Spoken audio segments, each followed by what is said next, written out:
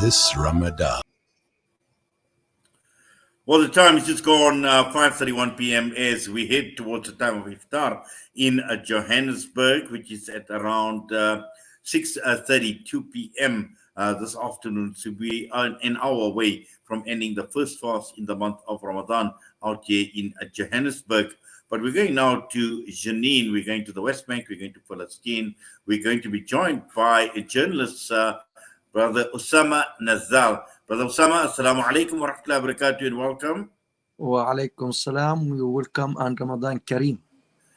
Ramadan Kareem to you as well, my brother. And I know today is the second day of Ramadan for you out in Palestine. But I'm sure that this Ramadan is very, very different. It's very, very different considering what has been happening in the last 6-7 months in Gaza and also to a large extent all over Palestine, in Al-Quds, in the West Bank, all over.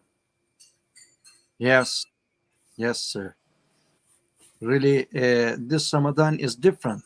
It can't be compared to any month, as the people mainly in Gaza have been fasting for 5 months, and there is a difference between the voluntary worshipping fasting and the forced fasting that is forced by the Israeli occupation government on the people in Gaza.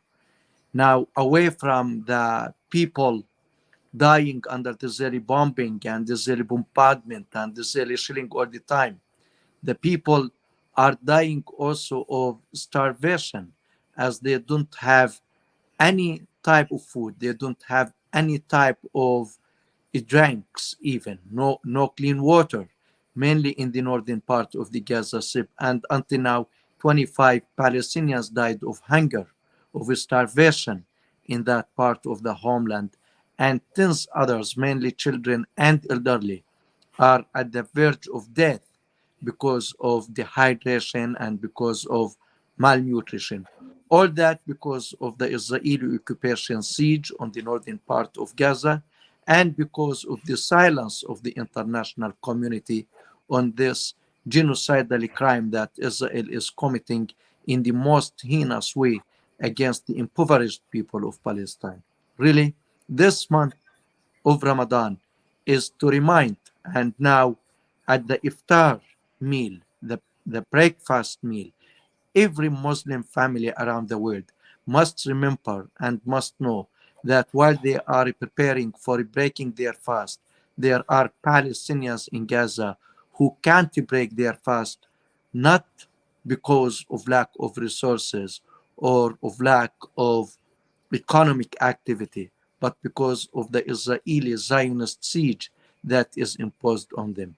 Just yesterday, on the first day of Ramadan, 2,000 Palestinians working for the different health sector organizations, they did not have their breakfast meal. Hundreds of thousands of the people in Gaza, they did not find their breakfast meal yesterday because of the Israeli siege. And today, when they were waiting at the Kuwaiti roundabout for the humanitarian aid to get to them, the Israeli tanks bombarded them. They killed 11 people and injured tens others. Why? Because they were waiting for a meal of food in order to serve to their wives, to their parents, to their children at the iftar. Now, while all Muslims around the world are breaking their fast, the people of Gaza have neither food nor water to break their fast. It's heartbreaking. It's shattering. It kills the soul of every human being. Well, it certainly does. And I think, as we sit at the iftar table, and I know you're going to be sitting in a few minutes' time, Osama, we will be in about close to an hour's time as well, that these are thoughts that will just be running and need to run through our minds. It needs to serve as a constant reminder as to who we are, as to where we are as a ummah, as to where we are as a ummah in this month of Ramadan, which is supposed to be the month of mercy, the month of blessings, the month of unity, all of that put together. And yet we have a large section of the Muslim Ummah that is going through what they are going through in Gaza right now. Yes, Really, the month of Ramadan, a month of reflection, a month of solidarity, a month of feeling with the others. But I can't imagine really how people live their normal life while tens of thousands of Gaza children are dying either by the Israeli bombardment or because of the starvation imposed by Israel and the hunger and the thirst that they are going through. It is a moment of thinking now for everybody, not only Muslims, because in the end we are all human beings. But I'm talking about Muslims in particular because we are talking about the holy fasting month of Ramadan. It is a moment of thinking, it is the moment of a truth that everyone should participate in a way or another in protesting the government's silence on the Israeli genocide. The voice of the public around the world against genocide must be heard. Israel should not be allowed to spill the blood of the Palestinians in Gaza. It is enough that we have more than 31,000 people killed. 8,500 are under the rubble, and sure, most of them are dead. And those who are not dead will die because the Palestinians in Gaza don't have the heavy equipment to remove the rubble and pick them up from under the debris of their houses. It is a human duty because if we keep silent, I think we are killing our humanity inside each one of us and we are killing the humanity of the world. Silence is complicity. Well, certainly. And just looking at the West Bank where you are, Janine, and West Bank, we know it hasn't been since this aggression has started in Gaza, that aggression has continued in the West Bank as well. And I'm sure that people in Janine, in the West Bank, are feeling it as well. Yet the situation, Israel has a plan, which is the plan of a transfer of all the Palestinians. And from day one of the establishment of Netanyahu government, the Minister of Finance Smotrich said that the Palestinians have three options. Either they accept Israel as an occupying power, or they leave the country, or they fight and we kill them. These are the three items of the current Israel's government plan that are being implemented. In the West Bank, checkpoints, we are talking about 750 Israeli checkpoints at the entrances of the Palestinian towns and cities. And they added iron gates that the Palestinians can't leave any city without the iron gate opened by the Israeli soldiers. And most of the gates are closed for most of the time. The Palestinians don't enjoy the right to go to the holy city of Jerusalem to perform the Taraweeh prayer at Al-Aqsa Mosque, as Israel set a certain age for the people who can get there.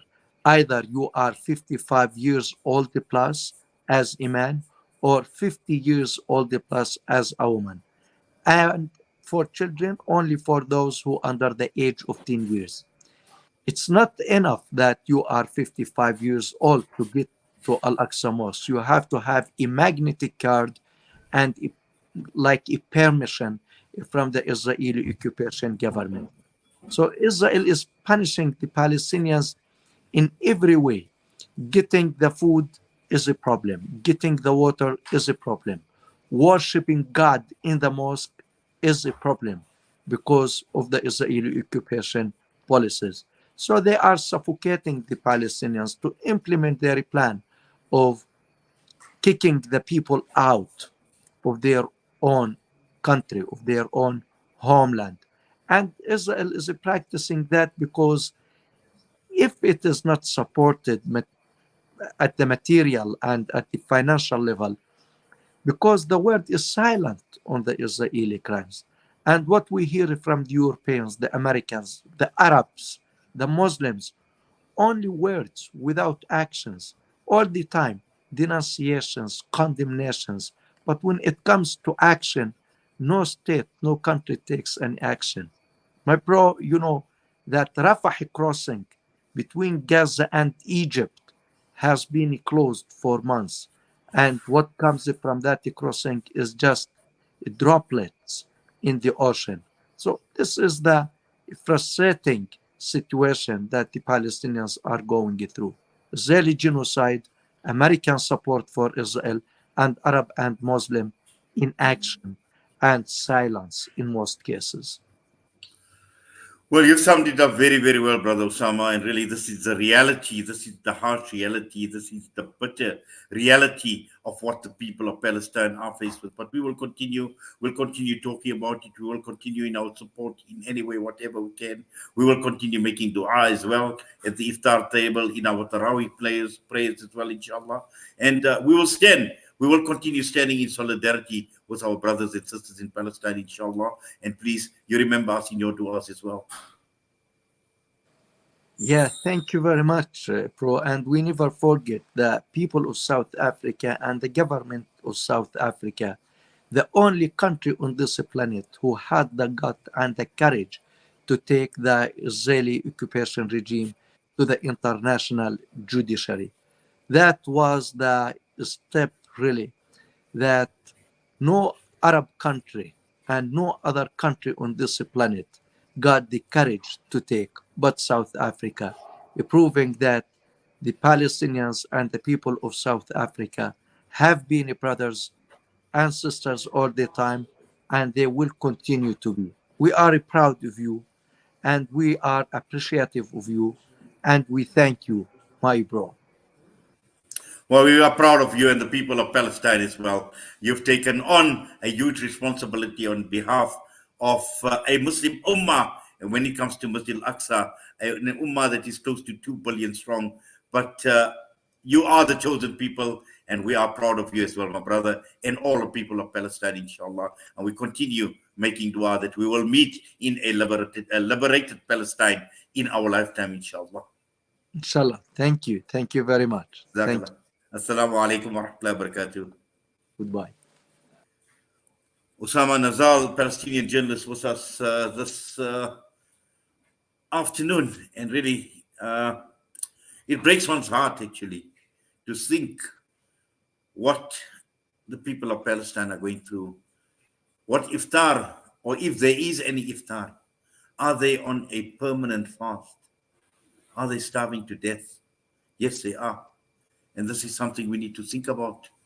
We're going to head for our first iftar. Can you imagine the tables laden with everything that we require? But spare a thought, and especially that time before the sun goes down, raise your hands, cry to Allah subhanahu wa ta'ala, and remember at each and every given opportunity to make dua for our people, for our brothers and sisters in Palestine. The time is just gone, 5:44. We're going to have a short chat with Mariam Mukwanda before we hand you over to Maulana Yunus Kawanga, who will take you through right until the time of iftar, inshallah.